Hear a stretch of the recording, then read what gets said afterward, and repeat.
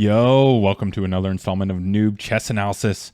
Today we have the uber aggressive Sicilian, the Accelerated Dragon variation. If you haven't played this yet, I would definitely recommend starting to understand the position and the opening. It is an amazing opening for black, especially around the 1200 level.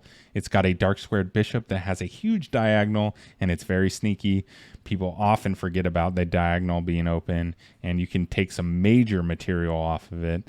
You also contest the middle right away, and it's just overall just such a solid opening. You got to play it. It's against e4, so just like any other Sicilian, you're playing c5 right away. Now, the idea around the accelerated dragon is you're going to accelerate the development of your knight and your fianchettoed bishop. If it's the non-accelerated dragon version, usually you'd play something like d6, maybe knight f6, and then you'd fianchetto and castle. With the accelerated dragon, it's a bit more aggressive. You're just really putting some pressure on this diagonal right away, and you're putting pressure on the center. I personally like being aggressive in my chess, so this is a perfect opening for me. So yeah, develop out the knight. Whenever you see d4 played, you're going to take it. Okay, so you just take. He obviously has to take back with his knight. If he takes with the queen, well, that's the Botez Gambit, and you're going to just destroy that. He's not going to do that, though, at this level. Maybe at some lower level, you might see that. Anyways, yeah, bring out your bishop, fianchetto the bishop, and now you got this amazing diagonal. Now, this move, the c3 move was very strange. The natural place for the knight is c3, so you probably want to do that. But I guess you can also bring the knight out to d2. But that's not ideal. So I was a little confused by that move. Now, I played d5 thinking, usually before you develop knight f6, you usually have to play d6 because if not, he could just push down e5 and then you have to move your knight. In this case, actually, e5 is not even protected by him. So if he moved it down, I could just take with my knight, but I still played it. And then I think about developing the knight, castling. Oh, actually, yeah, I decided to push up to d5 and just be even more aggressive on the center and just put some tension there. If he takes, I'm totally fine taking with my knight and opening up the center for opening up that diagonal for my bishop. So I castle, I keep the tension there in the center, and I played a6. I don't know if I like that move anymore. I think the idea was to stop any sort of shenanigans with knight b5, where he could potentially make an outpost or kind of like fork me if I move my queen.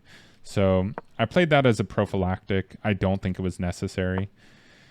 Now I put some pressure on the knight, so I'm making the knight move out of the way. And from here I decide to take. So I'm releasing the tension in the center. Now, I was trying to find one more defender of e4 before I took there. I was thinking, because what you can see here is a nice fork, right?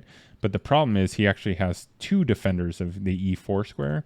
So if I take, well, we can just do it. If I take, he's going to take with the knight. I'm going to take back, and then he takes with the bishop. So it's actually an even trade. But if you could find one more defender of that e4 square or one more attacker, then that fork would actually be pretty substantial. I couldn't find it.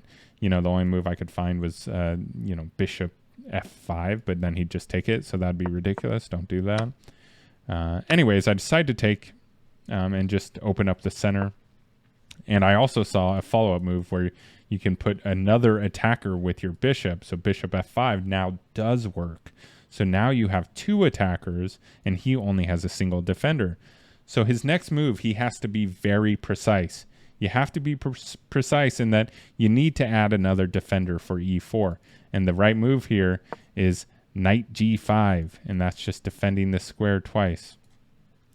But he understood. You can tell by his move that he understood he needed to either add a defender to e4 or he had to take away one of my attackers.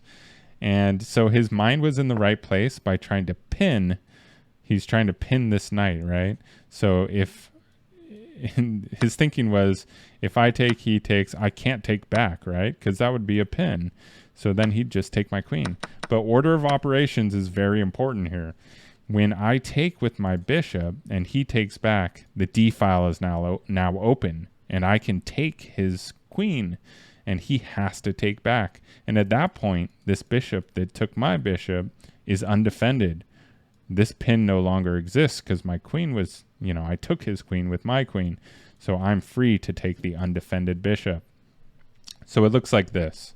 I take, he takes, I take, and now you can see this pin no longer exists. He's got to take back, and then I get a piece. So pretty brutal.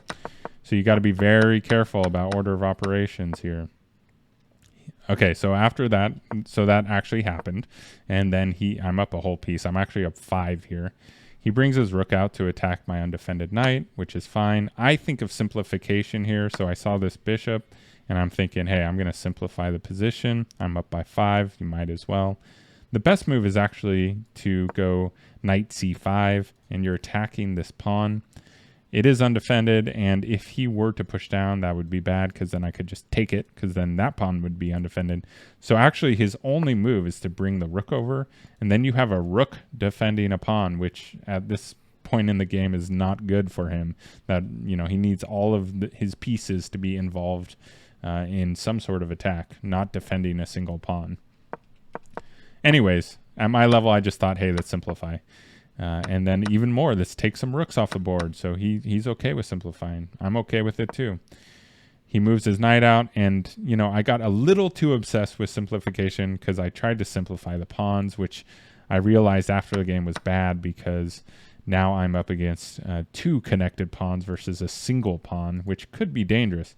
Luckily for me, he shuts down the position immediately, so I don't really have to worry too much about it. Now my next move is to attack the knight.